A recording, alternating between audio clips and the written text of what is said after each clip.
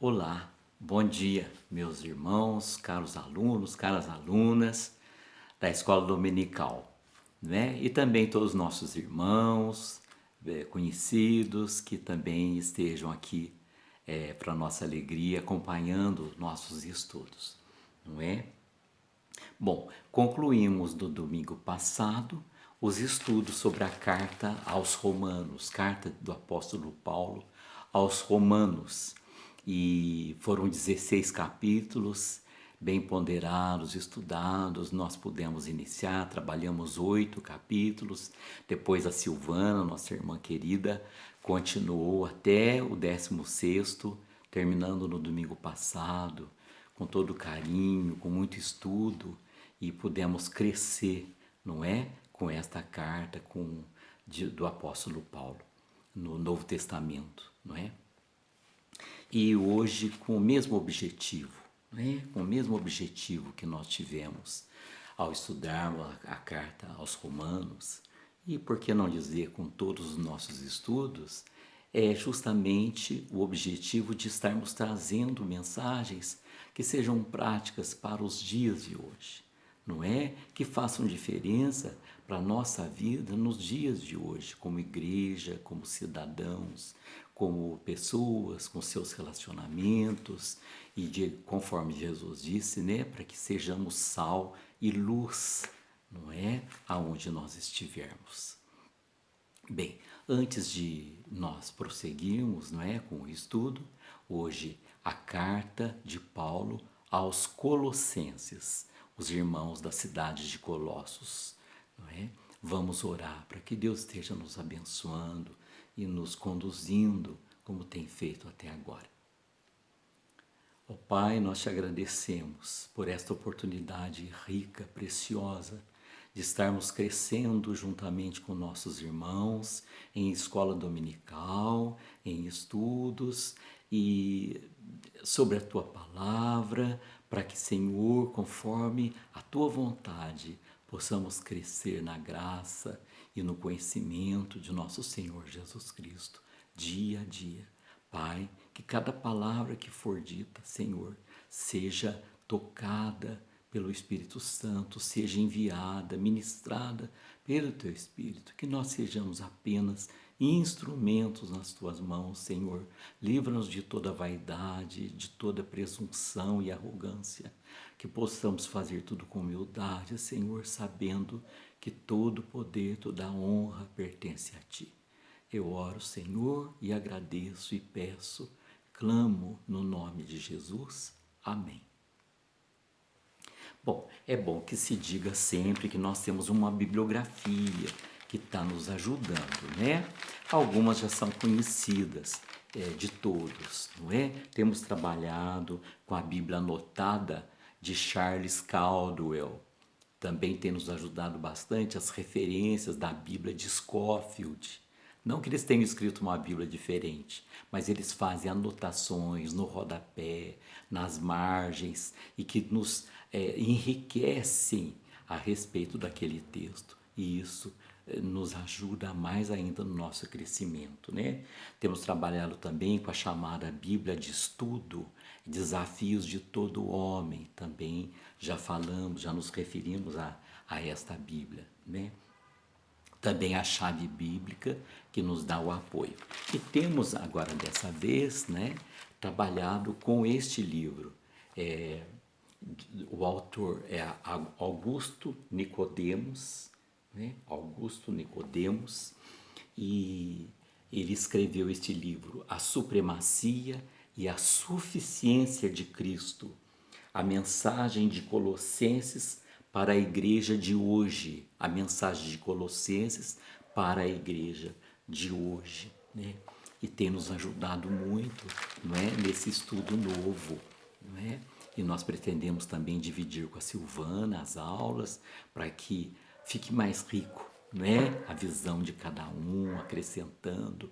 Deus fala de forma também diferente com cada um, então isso é muito bom. Bom, então, como nós temos dito, da mesma forma como nós fizemos com a carta aos Romanos, nós queremos fazer também, não é? com a carta aos Colossenses, trazendo a mensagem que Paulo enviou para aqueles irmãos naqueles dias, não é? A carta foi escrita mais ou menos no ano 60 da nossa era, então nós queremos trazer para a nossa igreja, para nossas vidas de crentes, de cristãos, nos nossos dias, no século 21, né? Então a carta foi escrita no século I, então são praticamente 20 séculos após, né? Bem, a mensagem trazida aos crentes de Colossos, não é? Ela é uma mensagem única e objetiva, né? E nós queremos justificar aqui o fato de nós fazermos uma introdução histórica, né? Uma introdução histórica. E não é que, vamos dizer, que seja uma dependência compulsória a pessoa ter conhecimentos de história, de geografia, das ciências em geral, da arqueologia, para que ela possa compreender a Bíblia. Não é isso que nós queremos pregar, né? Na verdade, nós queremos dizer o seguinte, esses conhecimentos, eles podem nos ajudar a termos uma leitura mais aprofundada da Palavra de Deus, mais esclarecedora, e também uma leitura que possa nos proteger de erros de interpretação, não é? Isso pode acontecer.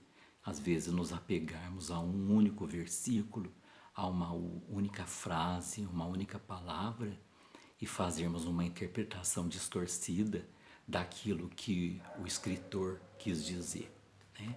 Então é nesse sentido que nós queremos fazer uma introdução histórica, não é? Fazer algumas colocações da época em que a carta foi escrita, o contexto da vida do apóstolo, quais eram os problemas que estavam acontecendo para que levassem, né, provocassem o apóstolo a escrever praticamente com pressa, não é? Essa carta para ser enviada aos irmãos em Colossos.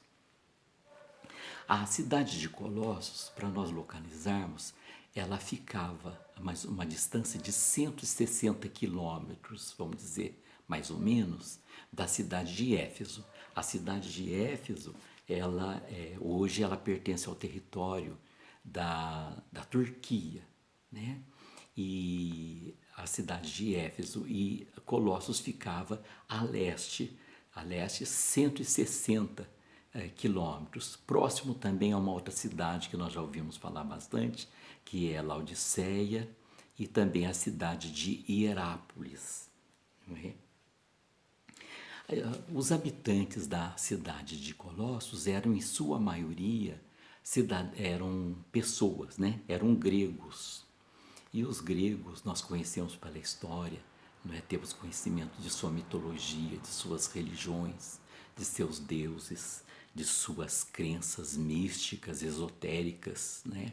E cheias de mistérios. Eles procuravam tratar isso de uma forma bastante primorosa, né?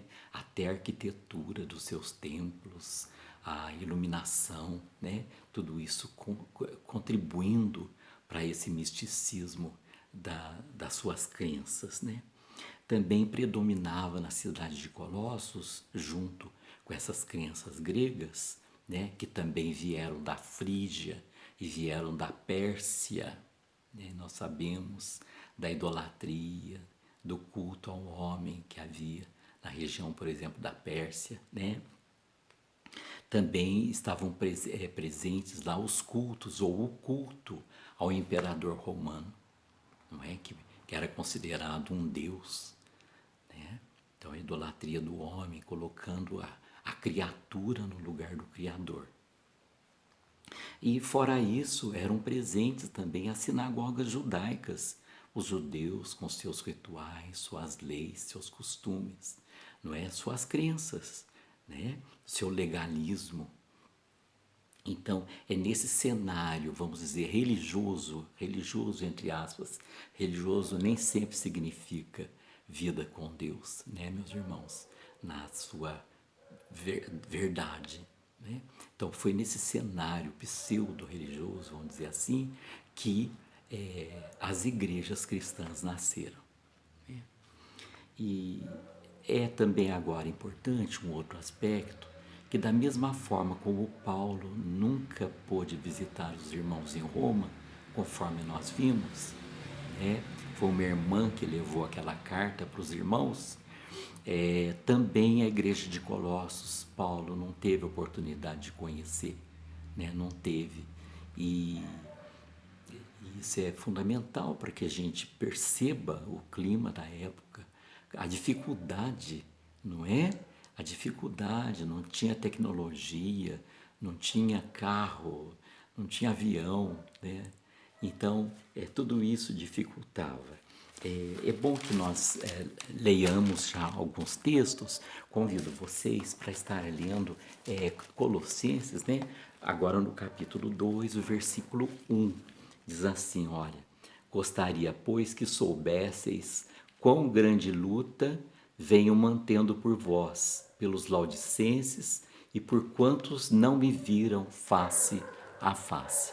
Então a gente percebe aqui que Paulo não pôde conhecer pessoalmente os crentes em Colossos. Se nós lermos também o versículo 5, ele diz assim: pois, embora ausente quanto ao corpo, contudo em espírito estou convosco, alegrando-me e verificando a vossa boa ordem e a firmeza da vossa fé em Cristo, embora ausente, não é? É importante que a gente leia, porque os irmãos, às vezes a gente faz uma leitura superficial e não percebe as entrelinhas.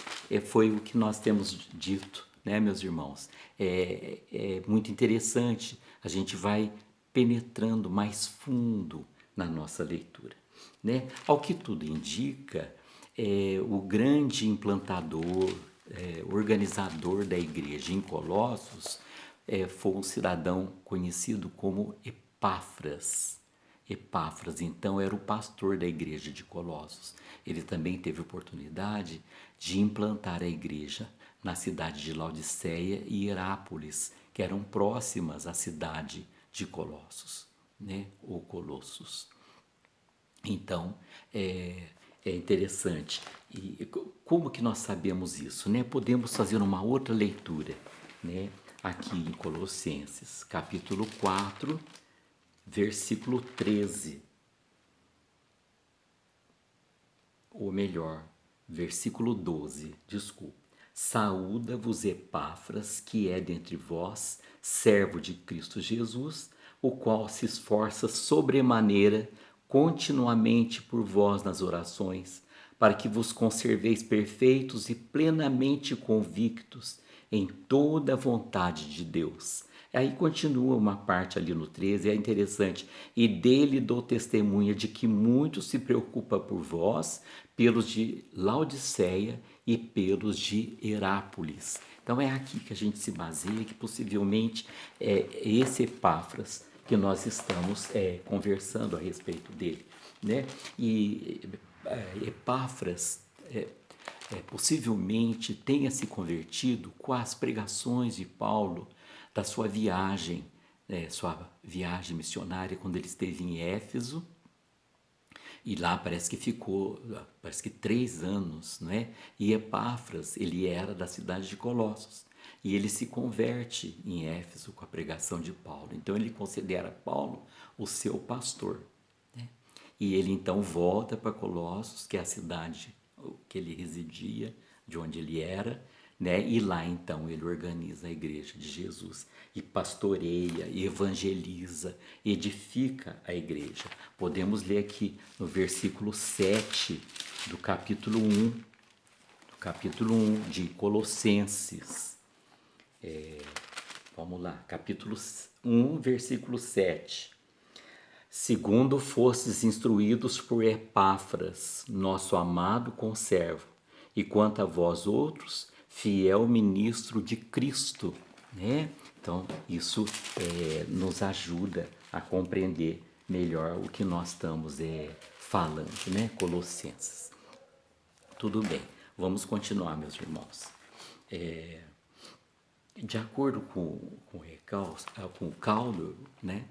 Epáfras teria ido visitar Paulo por ocasião da sua primeira prisão, quando ele estava preso em Roma.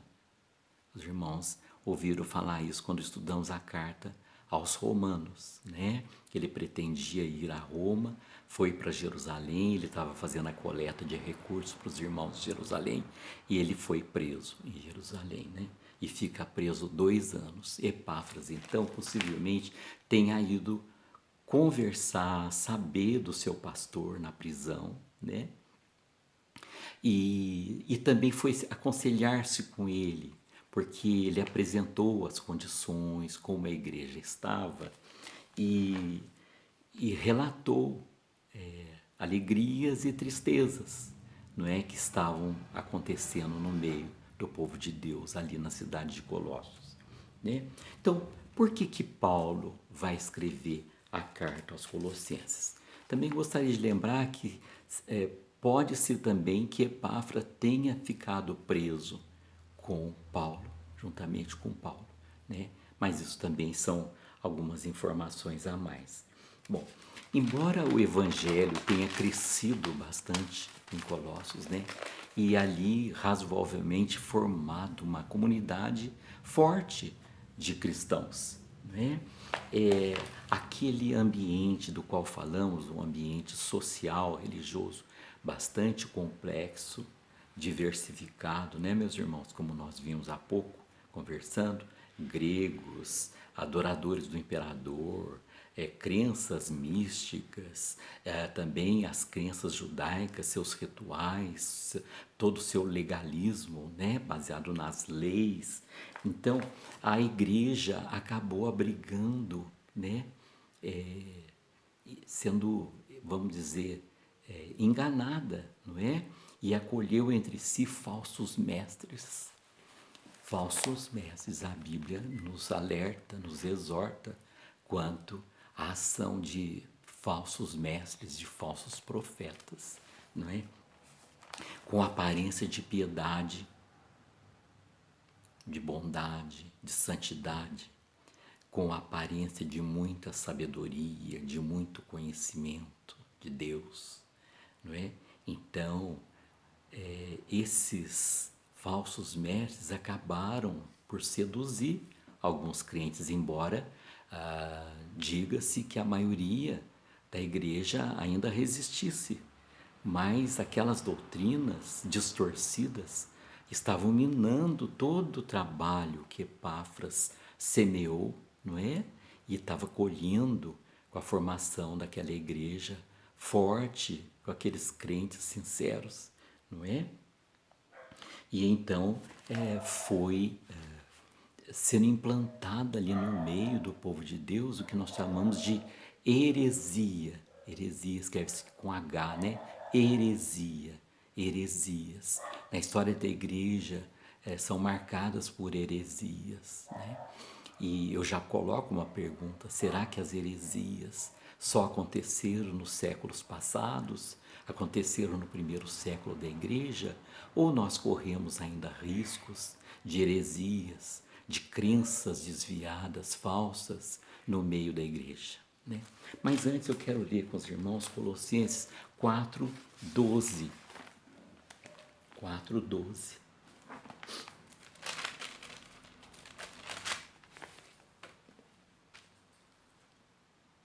Aqui, saúda-vos Epáfras. Na verdade eu já li, né, meus irmãos? Que é dentre vós servo de Cristo Jesus, o qual se esforça sobremaneira, continuamente por vós, nas orações. O que nós queríamos lembrar é assim, o sofrimento do pastor, né? Pastor, e mais do que um pastor que foi, vamos dizer, nomeado para aquela congregação. Na verdade, aqueles crentes eram filhos espirituais dele. E ele se angustiava diante de Deus, porque ele estava vendo que estava perdendo alguns crentes para esses falsos mestres, né? Bom, voltando aqui à questão da heresia, o dicionário nos diz que heresia é uma interpretação ou uma doutrina ou um sistema teológico rejeitado como falso pela igreja. São ideias e práticas que negam ou contrariam a doutrina pura da fé do Evangelho, né? Então, elas negam ou vão contra, né? E distorcem a verdade, não é, meus irmãos? Então, nós temos que ter no fruto do Espírito Santo o discernimento para sabermos separar o joio do trigo. Não é que nós vamos desprezar as pessoas, mas nós temos que separar o que é verdade e o que é mentira, né? No Evangelho, na pregação do Evangelho. Essa heresia que aparece na igreja de Colossos, ela foi tão impressionante, tão marcante, meus irmãos, que ela é chamada, ficou conhecida com o nome de heresia de Colossos, né? E por que ela recebe até um título especial? Na verdade, meus irmãos, abrimos um parênteses aqui muito importante. É uma heresia que ainda acontece, ou são heresias, as quais ainda nos ameaçam, ainda assolam ou podem assolar a igreja de Jesus. Então, meus irmãos, é fundamental que nós leiamos Colossenses com esse espírito de ouvir a voz de Deus, nos alertando contra os falsos, as falsas mensagens, a falsa doutrina, o evangelho distorcido, não é? Profanado, adulterado. Bom, Paulo, então, ao escrever essa carta, e ele escreve por isso, ele vai dar uma única resposta. Uma resposta magistralmente dada, não é? E ele, então, discorre, não que ele apresente essa resposta, pronto, ele discorre, ele desenvolve essa resposta, cujo tema é a supremacia de Jesus, de Cristo, e no dizer de Caldwell é a singularidade, Jesus é singular. E o nosso autor, Augusto Nicodemos, no livro que nós apresentamos há pouco, ele não usa o termo singularidade, ele usa suficiência de Cristo. Eu gosto de me lembrar da frase que Jesus grita na cruz no momento em que ele está entregando o seu espírito ao Senhor Deus, né? Ao seu Pai, ao nosso Pai. Ele grita, está consumado, né? Quando nós queremos entender essa palavra, se nós formos um pouquinho, essa palavra está consumado, está lá em João 19:30. Se nós voltarmos um pouquinho para João 4:34, Jesus está dizendo assim, a minha comida é fazer a vontade daquele que me enviou e realizar a sua obra. Então, quando Jesus grita na cruz, né, está consumado, ele está dizendo, está cumprido, está feito o que tinha e o que precisava ser feito, né? Paulo, para lembrarmos de Romanos, lá no capítulo 10, versículo 4, ele diz assim, porque o fim da lei é Cristo, para a justiça de todo aquele que crê. Scofield, né, nos seus comentários, ele diz que esse grito de Jesus foi o grito de vitória, né? Foi o seu grito de vitória. E enquanto, aqui um comentário também à parte, enquanto o povo, né, e também o diabo, pela boca do povo, pela boca dos sacerdotes que presenciavam tudo aquilo, né, dos homens que faziam parte lá do povo, gritavam, desce da cruz, né, para que o plano de Deus não fosse consumado, Jesus diz: está consumado. E ele diz: ninguém toma minha vida, eu voluntariamente a dou. Né? E aí Paulo diz: o fim da lei é Cristo, né?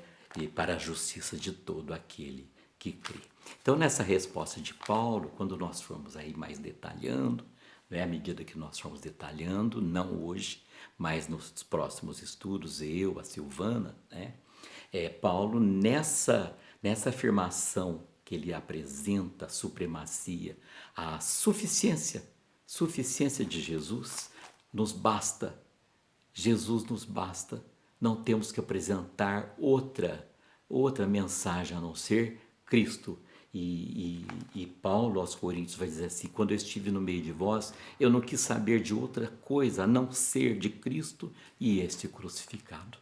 Não é, meus irmãos? Então, Cristo é suficiente. Paulo, então, vai dizer que Cristo é a solução para todos os males. Isso está incluso na carta aos Colossenses. A carta também vai nos ensinar de que maneira nós podemos viver a vida cristã no mundo real e diante dos desafios do dia a dia, no cotidiano.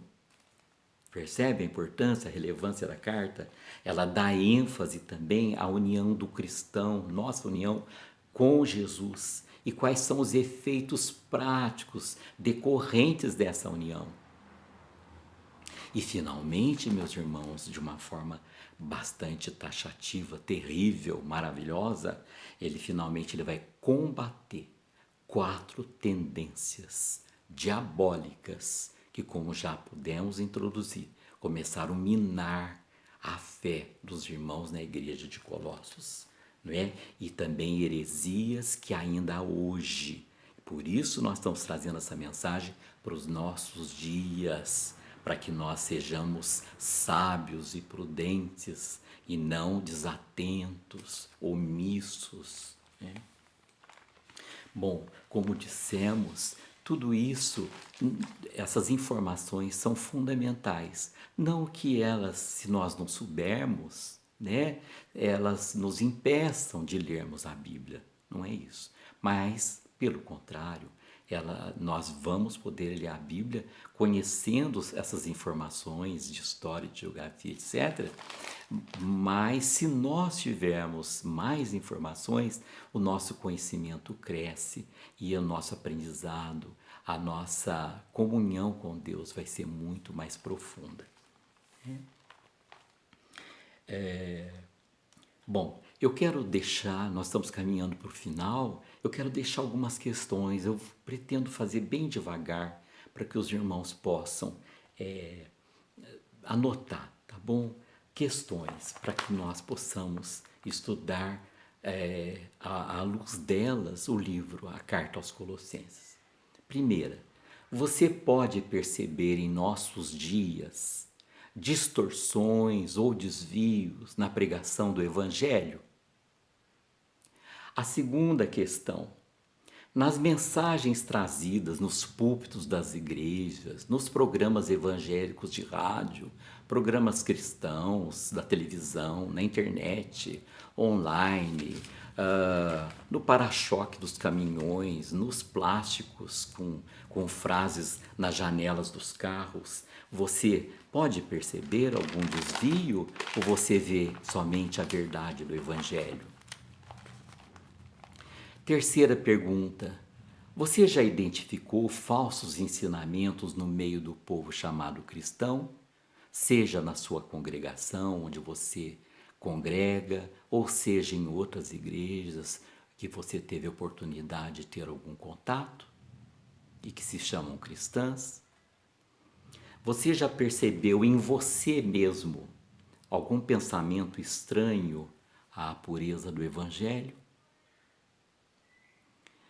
Você acredita que não existe mais nada a ser feito além da cruz de Cristo, do que ele fez na cruz? Você acha que ainda precisa ser feito mais alguma coisa? E finalmente, para você, em que se constitui a pureza da mensagem do Evangelho? Para você, o que é a mensagem do Evangelho puro? a essência do Evangelho.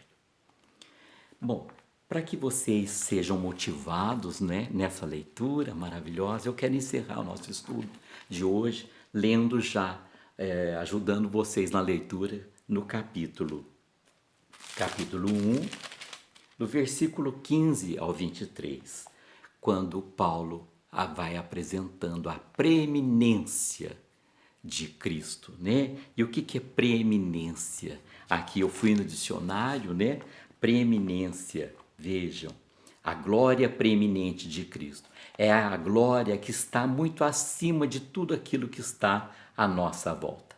Seja em casa, seja na cidade, seja no país, seja na atmosfera da Terra, seja no planeta, seja na galáxia, seja no universo. A glória de Cristo está acima.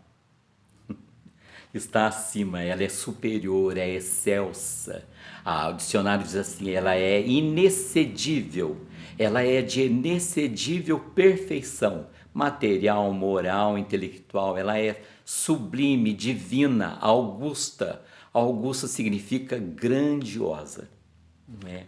Então o nosso alvo não é e nem pode ser, nem deve ser outro, a não ser motivar a igreja, não é? A preservar-se cristocêntrica. Cristo é o centro da nossa fé. É o Cristo, o cabeça da igreja, é o centro do Evangelho, né? Vamos ler, meus irmãos, Colossenses capítulo 1, versículo 15 ao 23. Ele é a imagem do Deus invisível, o primogênito de toda a criação, pois nele foram criadas todas as coisas, nos céus e sobre a terra, as visíveis e as invisíveis, sejam tronos, sejam soberanias, quer principados, quer potestades, tudo foi criado por meio dele e para ele.